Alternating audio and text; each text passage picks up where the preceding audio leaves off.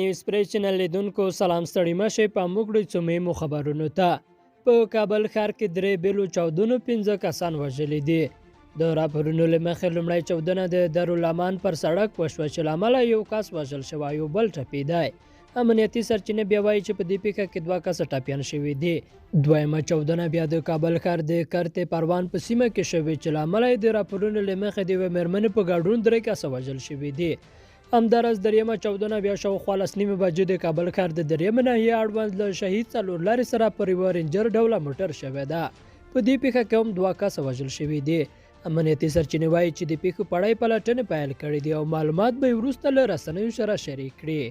د امریکا د پوځ د مرکزی قماندانۍ قماندان جنرال مکینزي د پاکستان د لوی درستي جنرال قمر جاوید باجوا سره د افغان سولې په تړاو بحث او خبرې کړي دي. پاکستاني رسنۍ وایي چې دواړو لورو هوکړه کړې ترڅو د افغان سولې لپاره خپلې هڅې چټکې او لا همغږې کړي. د پاکستان په کراچۍ ښار کې د یوې محکمې د پښتون ژغورنې غورځنګ د مشر منظور پښتين او دغه غورځنګ د بل مشر او د پاکستان د پارلمان د غړي محسن داوړ د نیولو حکم کړی دی.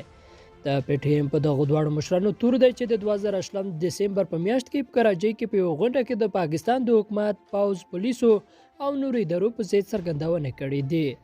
له ایران اسلام کلا بندر ته د توکو لیږد بیا پیل شو. ایرانی چارواکي ویلي چې اسلام کلا بندر ته له سپون توکو پرته د نورو سوداګریزو توکو لیږد له سره پیل کړی دی. د اسلام کلا بندر له لارې افغانستان ته د سوداګریزو توکو لیږد وروسته له هغه وځنډي چې دغه بندر په ګمرک کې سلګونه موټر وسوځېدل او لسګونه میلیونونه ډالره زیان یې واړاوه. کابلوف او باجوا پر افغان سولې خبرې کړې دي. د افغانستان لپاره د روسیې ځانګړي استازي ضمیر کابلوف د پاکستان د پوځ له مشر جنرال باجوا سره پر افغان سوله خبرې کړې دي. د پاکستان د پوځ لخوا په خبره شوې خبرپاڼه کې راغلي چې کابلوف اسلام آباد ته د رسمي سفر پر مهال د پوځ له مشر جنرال قمر جاوید باجوا سره لیدلي دي.